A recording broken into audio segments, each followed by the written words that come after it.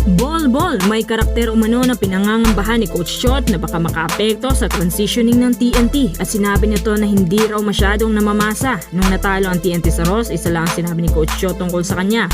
He played a terrible game, pero sinabi lang naman daw niya yon dahil sobrang pagka-frustrate sa naging resulta. Hindi ba talaga namamasa si Ball?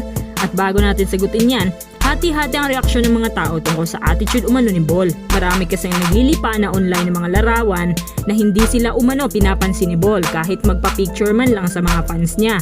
Kaya tuloy, yung mga gustong magpa-picture ng mga Pinoy nagagalit sa kanya. Yung iba pinopost ang mukha ni Ball habang sinasabi na nasa Pinas ka, kaya matuto kang rumispeto sa mga Pinoy. Ang pagkuha ng larawan kasama niya ay hindi naman daw sana mahirap gawin, pero yung iba pinipicturean lang naman si Ball para gawing katuwaan ang apelyido niya, kaya lahat po sila tinatanggihan ni Ball. Iwas exposure na rin sa ganun. Ayon kay Jolas, halos magmakaawa na siya para lang pumasok si Ball sa after game interview, pero ayaw talaga niya magpakita. Instead, lumihis ito ng daan at umalis diretso sa locker room. Pero may isang video naman na nakikipagkamay siya sa mga PBA fans. So yung iba napapaisip din na baka masyado lang talagang introvert si Ball. At yun din mismo ang sinabi ni Jolas. Ayaw daw niya ng mga interviews, ayaw daw niya ng extra attention sa mga tao, at mas lalong ayaw niya na kinakausap siya nito. Ganun lang daw talaga ka-low-key si Ball, kaya pagpasensyahan nyo na.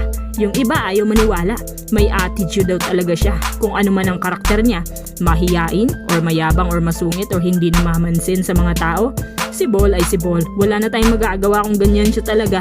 Pero itong concern ni Coach Reyes, maraming pagkakataon na raw na hindi siya namamasa.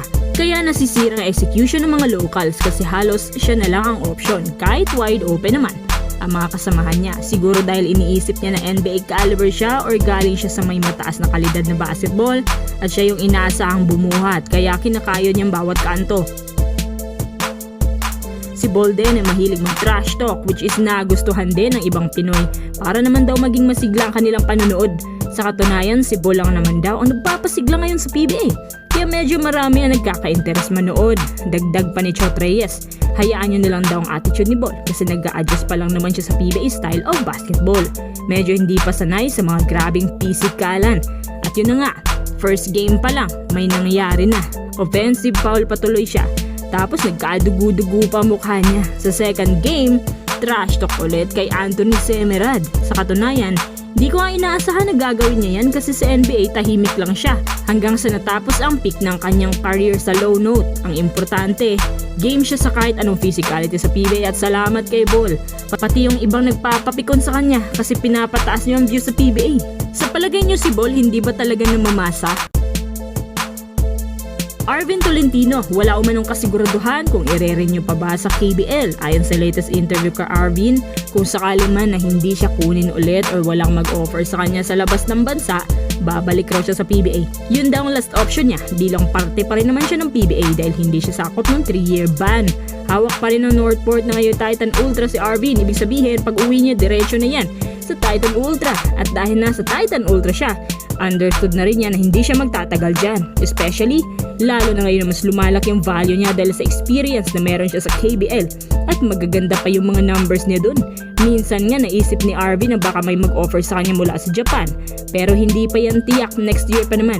Kahit saan man siya mapadpad, isa lang sigurado, sa PBA pa rin ang bagsak niya.